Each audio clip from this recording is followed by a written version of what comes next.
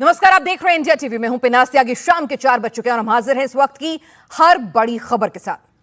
पाकिस्तान का फिर से बंटवारा और बर्बादी होना तय माना जा रहा है। बलूचिस्तान पाकिस्तान के हाथ से करीब करीब निकल गया है। मुनीर आर्मी का कंट्रोल अब केवल क्वेटा के शहरी इलाकों तक ही बचा है। बलोच लिबरेशन आर्मी के सामने मुनीर की आर्मी कहीं भी टिक नहीं पा रही है। दरअसल बीएलए ने पाकिस्तान के सुराब शहर पर कब्जा कर लिया है। बीएलए ने पाकिस्तान की सरकारी इमारतों पर कब्जा करने का दावा किया है। नेशनल बैंक, थाने से लेकर स्कूलों पर कब्जा जमा लिया गया है। कब्जे के साथ ही बीएलए के लड़ाके सुराब गीदर हाईवे पर भी गश्त कर रहे हैं।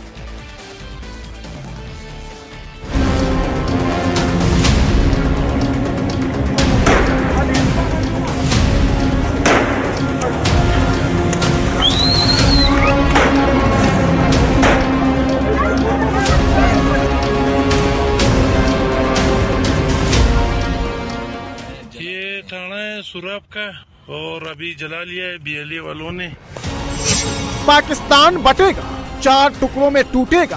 पहले बांग्लादेश टूटा, अब बलूचिस्तान आजाद हो रहा है।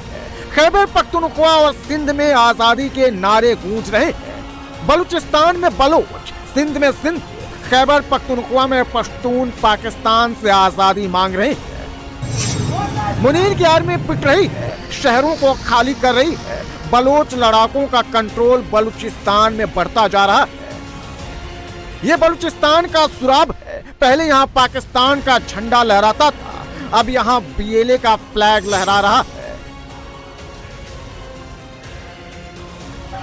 जिन बलोचों को पाकिस्तान का मौलाना मुनीर 7 पुश्तों वाला चैलेंज दे रहा था, उन्हीं लड़ाकों ने मुनीर की फौज को सुराब से भगा दिया है। पूरे शहर पर बीएलए का कब्जा है। इन्हीं हथियारों के दम पर पाकिस्तानी आर्मी बलूचिस्तान के लोगों पर अत्याचार करती थी। वो हथियार अब बलोच लड़ाकों के कब्जे में है। पाकिस्तानी फौज की गाड़ियों पर बीएलए का कंट्रोल है। बलोच लड़ाकों के सामने पाकिस्तान की आर्मी ने सिर्फ 3 घंटे में सरेंडर कर दिया। सुराब शहर में बीएलए ने बैंकों और पुलिस स्टेशनों समेत अहम सरकारी इमारतों पर कब्जा कर लिया। ऑपरेशन के दौरान लड़ाकों ने लेवी और पुलिस कर्मियों को हिरासत में भी लिया। मौजूदा वक्त में सुराब से पूरी तरह पाकिस्तान का कंट्रोल खत्म हो चुका है। जिस वक्त सुराब में पाकिस्तान की आर्मी सरेंडर कर रही थी, उसी वक्त उनका 5 स्टार जनरल यानी मौलाना मुनीर सुराब से सिर्फ 150 किलोमीटर दूर क्वेटा में मौजूद था। कमांडो स्टाफ कॉलेज का दौरा कर रहा था। सुराब शहर पर कब्जे के दौरान बीएलए ने जिन लोगों को हिरासत में लिया, उसमें बलोच नागरिकों को तुरंत रिहा कर दिया गया। बीएलए लड़ाकों ने पाकिस्तानी सेना की 3 गाड़ियों, राज्य के गोदामों, एक गेस्ट हाउस और 3 बैंकों में आग लगा दी। सुराब के डीसी ऑफिस में कब्जे के दौरान असिस्टेंट कमिश्नर हिदायतुल्लाह बुलेदी की मौत हो गई। बुलेदी बलोच लड़ाकों पर हमले की कोशिश कर रहे थे, जिसके बाद उन्हें कमरे में बंद किया गया, जहां दम घुटने की वजह से उनकी जान चली गई। सुराब शहर पर पूरी तरह कब्जा करने के अलावा बीएलए ने क्वेटा, कराची और सुराब गदर हाईवे पर कब्जा कर लिया है। चेक पॉइंट्स पर बीएलए के लड़ाके तैनात हैं। जिले के भीतर और आसपास के क्षेत्रों में सख्त नाकाबंदी की गई है और हर आने जाने वाले शख्स पर नजर रखी जा रही है।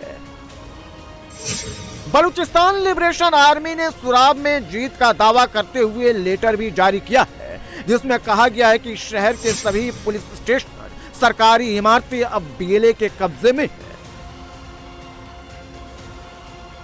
बीएलए के लड़ाकों ने एक पुलिस वाहन पर भी हमला किया, जिसमें जेल से कैदियों को क्वेटा लाया जा रहा था। उन्होंने कम से कम 10 कैदियों को छुड़ाया और 5 पुलिस कर्मियों को बंधक बना लिया।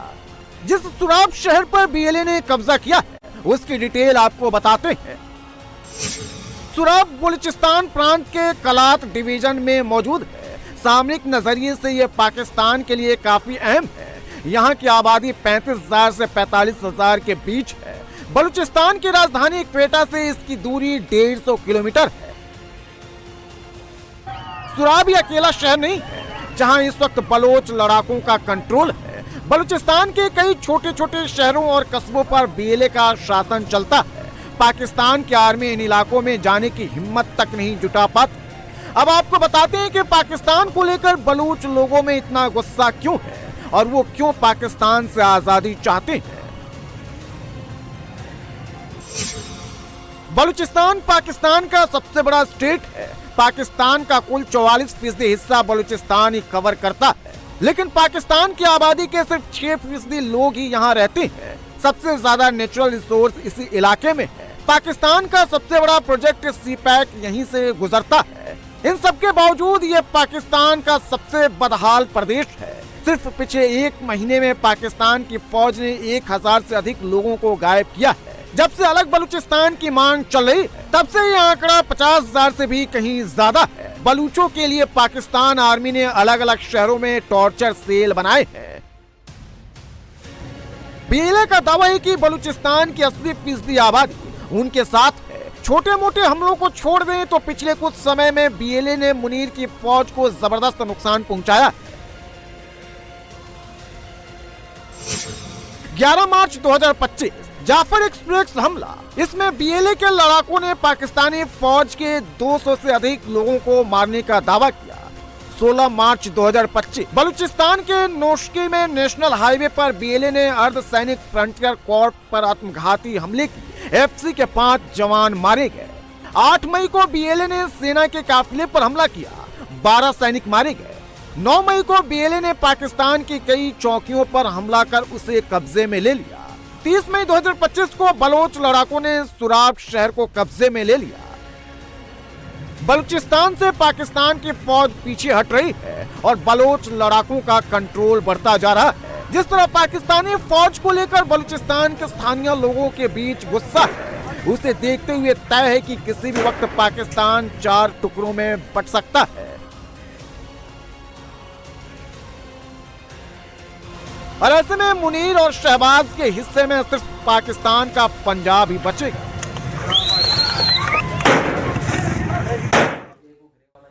आज पाकिस्तान से सटे 5 राज्यों और 1 यूनियन टेरिटरी में जंगी सायरन बजने वाला है। सिविल डिफेंस की दूसरी मॉक ड्रिल ऑपरेशन शील्ड होगी। ये मॉक ड्रिल जम्मू कश्मीर, पंजाब, राजस्थान, गुजरात और चंडीगढ़ में होगी। मॉक ड्रिल के दौरान NDRF, SDRF, fire brigade, police, railway police, स्वास्थ्य विभाग की सक्रिय भूमिका रहेगी। इस मॉक ड्रिल का मकसद बॉर्डर एरिया के राज्यों में आपात स्थिति से निपटने की तैयारियों की जांच करना है। साथ ही लोगों को दुश्मन के विमानों, ड्रोन, मिसाइल से होने वाले हमलों का सामना करने के तरीके भी सिखाए जाएंगे।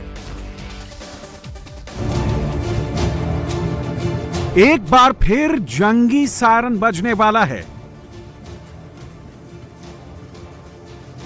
सिविल डिफेंस का दूसरा मॉक ड्रिल होने वाला है। पाकिस्तान में बैठे आतंकी घबराए हुए हैं।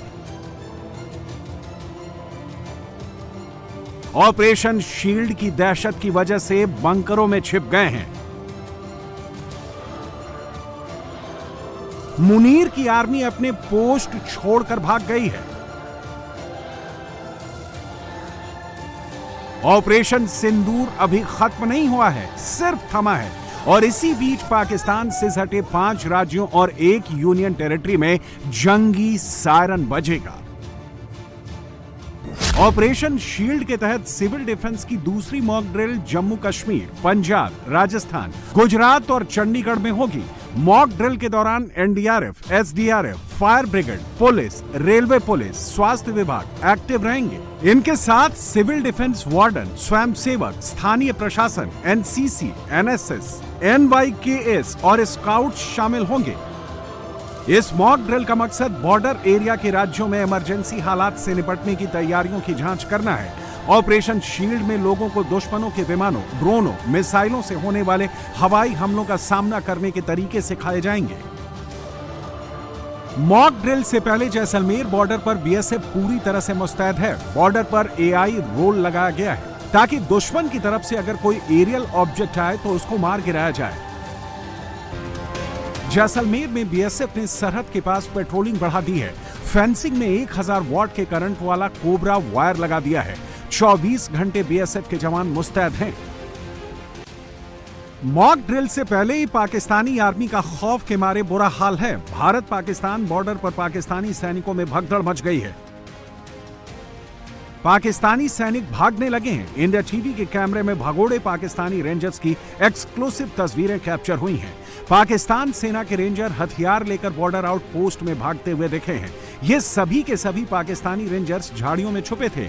उनके हाथों में बड़े हथियार हैं, लेकिन बॉर्डर पार भारतीय सेना की तैयारियों को देखकर उनकी हालत खराब हो गई है, जिसके बाद वो मौके से फरार हो गए। बीएसएफ की ताबड़तोड़ तैयारी से पाकिस्तान एक बार फिर से खौफ में आ गया। सामने आप देखिए, ये पाकिस्तान की बीओपी है, एकदम करीब, और बीएसएफ हर रोज की तरह जब मुस्तैदी से पेट्रोलिंग कर रहा था तो डर इतना था पाकिस्तान में कि अचानक से इस बीओपी में जो 2-4 लोग बैठे हुए थे वो बीओपी से बाहर निकल के सामने की तरफ आ गए कि आखिरकार ये हरकत क्या हो रही है। लिहाजा आप अंदाज़ा लगा सकते हैं कि बीएसएफ की मुस्तैदी कितनी बेजोड़ है। लेकिन बड़ी बात यह है कि हर बार की तरह एक बार फिर से कायर पाकिस्तान डरा और डर के अपने बिल से बाहर निकला। पंजाब के अमृतसर में भी शाम 6 से 7 बजे के बीच मॉक ड्रिल होगी। शाम 5 से 6 बजे तक इमरजेंसी सर्विस की मॉक ड्रिल होगी। रात 8 से 8:30 बजे तक ब्लैकआउट होगा। हालांकि गोल्डन टेम्पल और एयरपोर्ट वाले एरिया में ब्लैकआउट नहीं किया जाएगा। लगातार कहा जा रहा है कि ऑपरेशन सिंदूर जारी है और इसी बीच ऑपरेशन शील्ड का ऐलान किया गया है। इसी ऑपरेशन शील्ड के तहत आज सीमावर्ती राज्यों में मॉक ड्रिल की जाएगी। इस वक्त हम अमृतसर में मौजूद हैं और अमृतसर में मॉक ड्रिल शाम 6 से 7 बजे के बीच होगी और उसके बाद रात 8 से 8:30 बजे ब्लैकआउट रखा गया है। यहां एडमिनिस्ट्रेशन की तरफ से स्पष्ट किया गया है, किसी तरीके से पैनिक होने की जरूरत नहीं है। ये मॉक ड्रिल है, इसमें चिंता की कोई बात नहीं। हालांकि इस ब्लैकआउट से ओल्ड वॉल्ड सिटी, जहां गोल्डन टेम्पल है, और एयरपोर्ट और उसके आसपास के गांवों को एक्सक्लूड किया गया है। पंजाब के अमृतसर में भारतीय पोस्ट पर बीएसएफ ने किस तरह से कमान संभाली है और कैसे दुश्मन पर नजर रखी जा रही है, आप ये तस्वीरें भी देखिए। पाकिस्तानी रेंजर्स सिर्फ राजस्थान बॉर्डर से ही नहीं भागे हैं। बीएसएफ की तैयारियों को देखकर उन्होंने पंजाब बॉर्डर पर भी अपनी पोस्ट छोड़ दी है। हाल के दिनों में इन पोस्टों पर पाकिस्तानी रेंजर्स की मूवमेंट काफी बढ़ी थी, लेकिन बीएसएफ के एक्शन से घबराए पाकिस्तानी रेंजर्स अब भाग गए हैं। चंडीगढ़ में भी आज रात ऑपरेशन शील्ड को अंजाम दिया जाएगा। चंडीगढ़ के किशनगढ़ और आईटी पार्क इलाकों में रात को ब्लैकआउट होगा। रात 8 बजे से लेकर 8:10 तक मॉक ड्रिल की जाएगी। मोहाली में भी ऑपरेशन शील्ड की जबरदस्त तैयारी है। मोहाली में आज शाम 6 बजे जंगी सायरन बजेगा। यहां के बीपीसीएल लालरू में मॉक ड्रिल की पूरी तैयारी की गई है। लुधियाना में भी सिविल डिफेंस ने अपनी तैयारी पूरी कर ली है। यहां के ग्रामीण इलाकों में मॉक ड्रिल के दौरान 8 बजे से 8:15 के बीच ब्लैकआउट होगा। इस एक्सरसाइज में 18 गांवों को शामिल किया गया है। ऑपरेशन सिंदूर के दौरान पाकिस्तान ने जम्मू कश्मीर के कई इलाकों में ड्रोन से हमले वाली साजिश रची थी।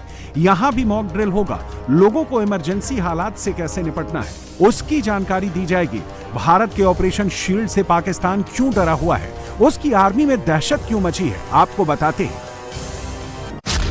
पिछली बार जब 7 मई की रात को मॉक ड्रिल की गई थी, तो उससे पहले यानी 6 और 7 मई की दरमियानी रात भारत ने पाकिस्तान के खिलाफ ऑपरेशन सिंदूर कर दिया था। भारत के घातक हवाई हमलों से पूरा पाकिस्तान हिल गया था। 22 मिनट के अंदर 100 से ज्यादा आतंकवादी ढेर हो गए थे। 9 आतंकी टेरर कैंप तबाह हो गए थे। इससे पहले मॉक ड्रिल का आयोजन 29 मई को होना था, लेकिन कुछ प्रशासनिक वजहों की वजह से इसे टाल दिया गया।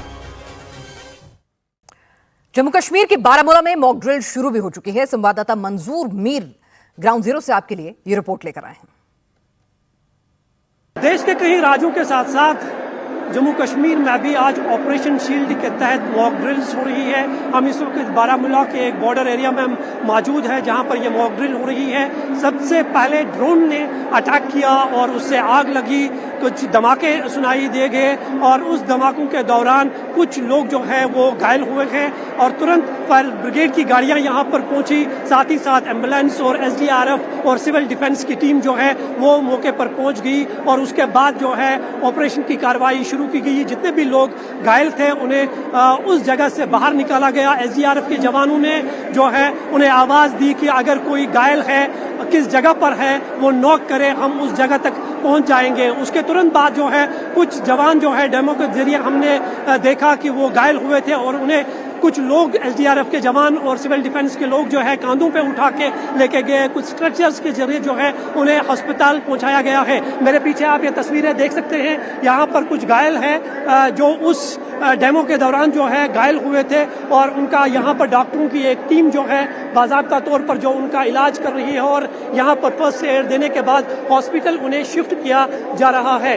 हालांकि ये ऑपरेशन सिंदूर के बाद जो है पहला ऐसा डेमो है जिसे ऑपरेशन शील्ड का नाम दिया गया है और देश के कई राज्यों के साथ साथ ये आज जो है कश्मीर के उन बॉर्डर एरियाज में भी ये मॉक ड्रिल हो रही है और ये वो इलाके सबसे ज़्यादा है जहां पर हाल ही में जो ऑपरेशन सिंदूर के बाद पाकिस्तान की तरफ से सीज फायर वायलेशन हुई थी, जहां पर कई लोग जो है घायल हुए थे, कई लोगों की जान चली गई थी और साथ ही साथ सबसे ज़्यादा नुकसान जो है बॉर्डर एरियाज में हुआ था। तो उसी बॉर्डर एरियाज में जो है इस तरह की मॉक ड्रिल जो है वो आज की जा रही है। ये तस्वीर आप देख सकते हैं कि घायलों को किस तरह से सिविल डिफेंस के लोग जो है यहाँ से अब हॉस्पिटल ले जा रहे हैं।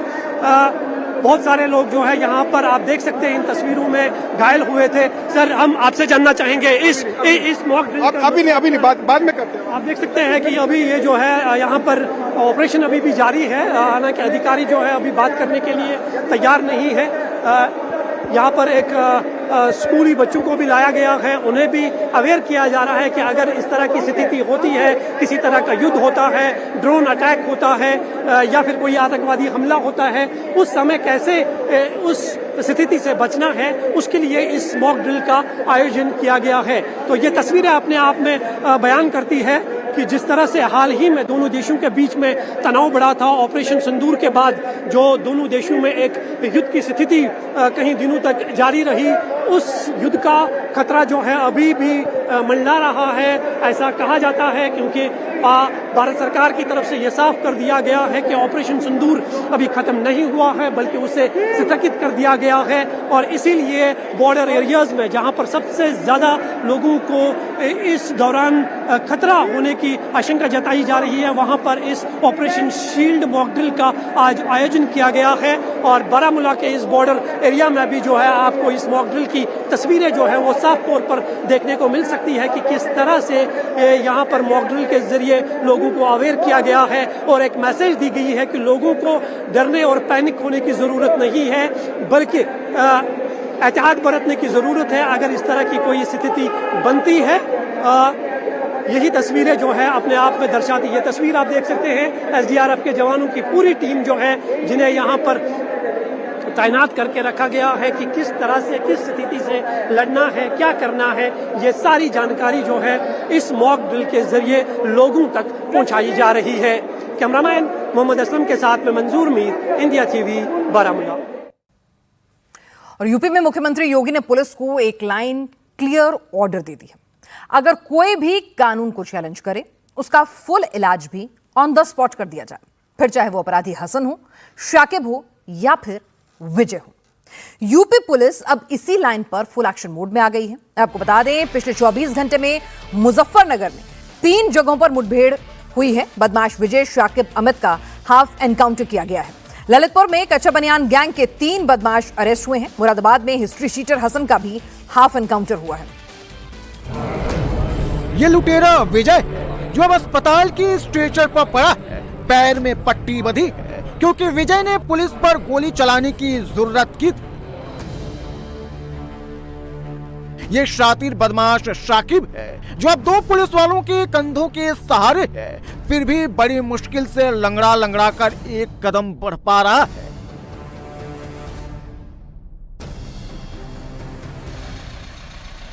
मुजफ्फरनगर पुलिस फुल एक्शन में है। क्रिमिनल की लिस्ट लगातार छोटी करने में जुटी हुई है। केवल 6 घंटे के अंदर 3 बदमाशों का हाफ एनकाउंटर कर दिया। लुटेरे विजय को सिविल लाइन थाना इलाके में पुलिस की गोली लगी। वहीं छपार इलाके में पुलिस ने शाकिब को भी सबक सिखाया है। तो तितावी में लुटेरा अमित क्रॉस फायरिंग में लंगड़ा हो गया। इन सभी बदमाशों की एक ही गलती भारी पड़ गई। बदमाशों को लगता था पुलिस पर गोली चलाएंगे और आराम से फरार हो जाएंगे, लेकिन पुलिस ने बदमाशों की गोली का जवाब भी गोली से दे दिया और बदमाश सीधे जमीन पर आ गए। तीनों बदमाशों के पास से 3 अवैध तमंचे, कारतूस और 3 बाइकें बरामद हुई हैं। पुलिस के मुताबिक लुटेरे विजय ने एक महिला से दिन दहाड़े लूट को अंजाम दिया था। पुलिस ने जब जांच की तो लुटेरे विजय का पता चला और पुलिस तुरंत आरोपी की तलाश में लग गई। पुलिस ने न केवल लुटेरे का हाफ एनकाउंटर किया, साथ ही लूटे गए आईफोन के साथ बाकी सामान भी रिकवर कर लिया। पुलिस अब लुटेरे के साथी की भी तलाश में जुट गई है। यूपी पुलिस का ऑपरेशन क्लीन लगातार जारी है। मुजफ्फरनगर में 3 हाफ एनकाउंटर किए तो मुजफ्फरनगर से 659 किलोमीटर दूर ललितपुर में पुलिस ने एक ही एनकाउंटर में 3 शातिर बदमाशों को घायल कर अरेस्ट कर लिया। ये सफेद टी शर्ट के ऊपर पीली शर्ट पहने बदमाश कुख्यात कच्छा बनियान गैंग का शातिर लुटेरा है, जिसे 2 पुलिस वाले कंधों का सहारा देकर ले जा रहे हैं क्योंकि इसके एक पैर में गोली लगी है। महरौनी कोतवाली इलाके में रात में कच्छा बनियान के इंटरस्टेट गैंग की मुलाकात पुलिस की एसओजी टीम से हो गई तो दोनों तरफ से कई राउंड फायरिंग हुई। बदमाशों ने गोली चलाई तो पुलिस ने भी जवाब गोली से ही दिया और लूट गैंग के एक नहीं बल्कि 3 बदमाश एक पैर पर आ गए। घायल बदमाशों को इलाज के लिए अस्पताल में भर्ती कराया गया है। बदमाशों के पास से 3 अवैध असलहे, कारतूस और बोलेरो कार बरामद की है। ललितपुर पुलिस ने चोरी के बड़े गैंग का खुलासा किया है। बीती रात भी इसी गैंग ने शहर की गौर कॉलोनी में चोरी करने की कोशिश की थी, लेकिन घर वालों के जागने पर चोरी में फेल हो गए थे। इसका सीसीटीवी फुटेज भी सामने आया था, जिसके बाद पुलिस गैंग की तलाश में लगी थी। आज फिर से यह गैंग किसी घर को शिकार बनाने निकला था, लेकिन इस बार पुलिस खुद इनके शिकार के लिए तैयार थी। यह बदमाश बाकी वक्त में भले ही फुल कपड़ों में रहता हो, लेकिन जब ये गैंग में चोरी के लिए निकलता है तो केवल कच्छा बनियान ही पहनता है। यही इस कच्छा बनियान गिरोह की खास पहचान भी है। ये पहले टारगेट की पूरी रेकी करते हैं, फिर मौका पाकर चोरी को अंजाम देते हैं। मुजफ्फरनगर में बदमाशों का हाफ एनकाउंटर हुआ तो ललितपुर में कच्छा बनियान गैंग पकड़ा गया तो मुरादाबाद में भी पुलिस का बड़ा एक्शन हुआ है।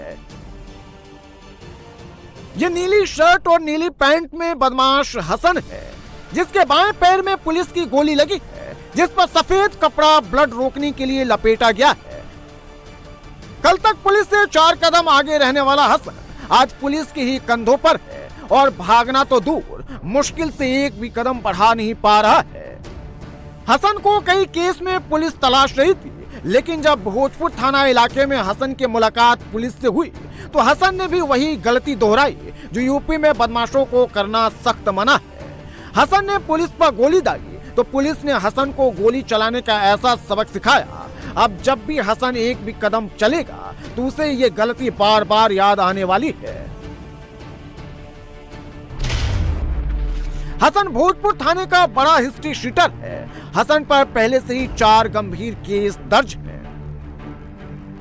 मुरादाबाद में पुलिस ने हिस्ट्री शीटर हसन को कानून का लेसन रटाया तो मुरादाबाद से 333 किलोमीटर दूर आगरा में भी पुलिस ने शातिर गोकश का हाफ एनकाउंटर कर दिया। योगी आदित्यनाथ का बुलडोजर मॉडल दिल्ली से गुजरात तक काम कर रहा है। गुजरात के जामनगर में अवैध अतिक्रमण पर आज बुलडोजर चला। 311 मकान बुलडोजर से गिरा दिए गए। डेवलपमेंट प्रोजेक्ट के तहत यह कार्रवाई की गई। 3 महीने पहले ही नगर निगम ने इनको नोटिस दिया था।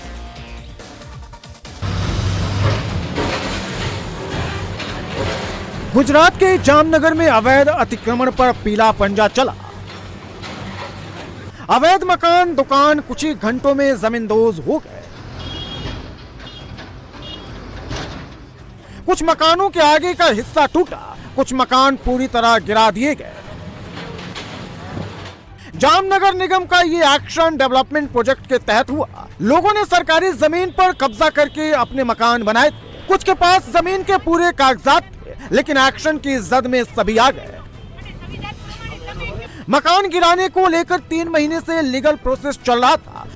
नगर निगम ने सबको नोटिस दे दिया था। घर से सामान निकालने और दूसरी जगह शिफ्ट होने का पूरा मौका दिया गया और जब नोटिस की मियाद पूरी हो गई तो नगर निगम भारी संख्या में पुलिस बल के साथ पहुंचा और बुलडोजर से मकान गिरा दिए गए। जामनगर नगर निगम ने 311 अवैध अतिक्रमण पर एक्शन लिया। ये घर स्वामी नारायण से गांधीनगर तक सड़क निर्माण के बीच आ रहे थे। नगर निगम यहां 12 मीटर चौड़ी और 3.5 किलोमीटर लंबी सड़क बना रहा है। जामनगर शहर में स्मशान के बाजू में से निकल रहा जो स्वामीनारायण नगर रोड वाला एरिया जो है, वहाँ पे पुराना डीपी खोलने का बाकी था, जहाँ पे काफ़ी मात्रा में एंक्रोचमेंट हुआ था। इसके लिए जो लीगल प्रक्रिया जो भी करनी थी वो पिछले 3 महीने से चल रही थी। वो सभी लीगल कंप्लायंसेस करने के बाद आज वहाँ पे जो एंक्रोचमेंट है उसको रिमूव करने का पूरा प्रोग्राम बनाया गया है। इसकी वजह से करीब 3.5 किलोमीटर का डीपी रोड ओपन हो जाएगा और लोगों को एक अच्छी सहूलियत मिल जाएगी। जब नगर निगम का बुलडोजर मौके पर आया तो स्थानीय पार्षद रचना बेन अपने समर्थकों के साथ पहुंच गए और नगर निगम के एक्शन का विरोध करने लगे। उन्होंने नगर निगम के एक्शन को गलत बताया। इस दौरान नगर निगम के अधिकारियों और उनके बीच बहस भी हुई, लेकिन बाद में पुलिस ने उन्हें उनके 20 से अधिक समर्थकों के साथ डिटेन कर लिया। और अब खबर यूपी के देवरिया से। यहां जमीनी विवाद में 2 पक्षों में जमकर मारपीट हुई है।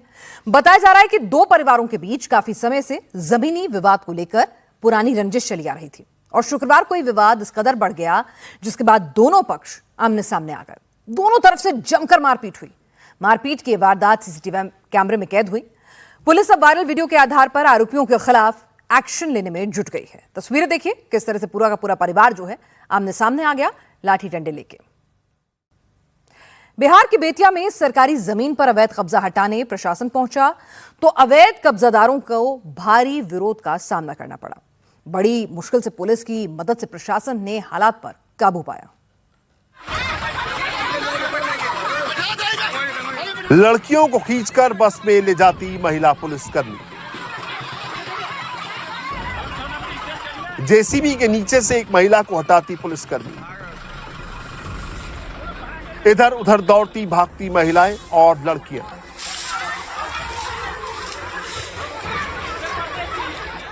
पुलिस वालों को पीटने के लिए बांस लेकर दौड़ती महिला।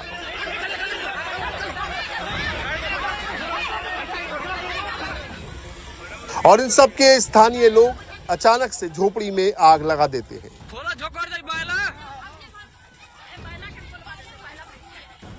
ये नजारा है बिहार के बेतिया का। बेतिया के योगापट्टी इलाके में पुलिस और स्थानीय महिलाएं आमने सामने आ गईं। देखते ही देखते इलाका मैदान जंग में तब्दील हो गया। बड़ी संख्या में महिला पुलिसकर्मियों ने मोर्चा संभाला। उनके सहयोग के लिए पुरुष पुलिसकर्मी पीछे थे क्योंकि स्थानीय महिलाएं पुलिस की कार्रवाई में बाधा डाल रही थी। पूरा मामला ये है कि योगापट्टी इलाके में बड़ी संख्या में पुलिसकर्मी सरकारी जमीन से अतिक्रमण हटाने पहुंचे थे।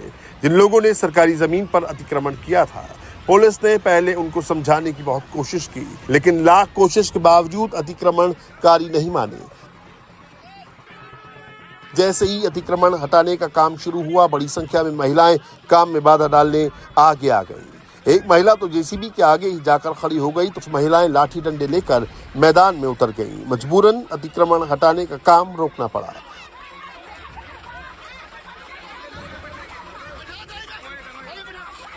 और महिला पुलिसकर्मियों को बुलाकर महिलाओं को हटाने की कोशिश की गई। मई के महीने में ही कई राज्यों में भारी बारिश से हालात खराब हो चले हैं। बारिश इतनी ज्यादा हुई है कि पिछले कई सालों का रिकॉर्ड तोड़ दिया है। मई के लिहाज से अगर देखें, असम में पिछले 24 घंटे में 5 से ज्यादा लोगों की मौत हो गई है।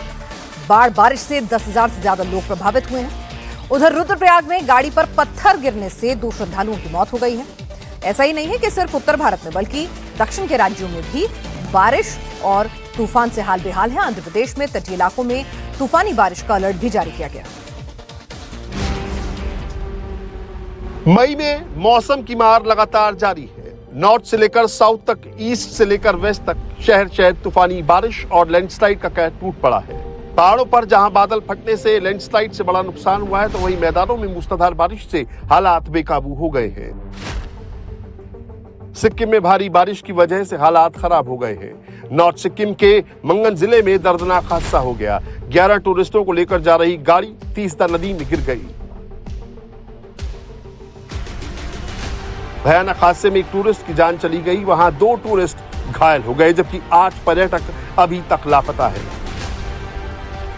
हादसे के बाद तीस्ता नदी में रेस्क्यू ऑपरेशन शुरू किया गया है। एसडीआरएफ की टीमों के साथ इमरजेंसी डिपार्टमेंट की टीमें भी लगातार लगी हुई हैं। लापता लोगों की तलाश की जा रही है। हर पल गुजरने के साथ ही लापता लोगों के बचने की संभावना भी कम होती जा रही है। सिक्किम के मंगल जिले में ही दूसरा बड़ा हादसा लैंडस्लाइड की वजह से हुआ। तेज बारिश के साथ पहाड़ों से टूटकर बड़ी बड़ी चट्टानें नीचे गिर गईं, जिसकी वजह से सड़क जाम हो गई। मलबे का अंबार लग गया। मलबा हटाने और ट्रैफिक शुरू करने के लिए प्रशासन की कई टीमें जुटी हुई हैं। सिक्किम के थेंग और चुंगथांग इलाकों में लैंडस्लाइड से कई प्रॉपर्टीज को नुकसान पहुंचा है। ये तस्वीरें हिमाचल प्रदेश के सिरमौर की हैं, जहां बड़ा लैंडस्लाइड हुआ है। डरावना मंजर देखकर हर कोई दहशत से भर गया।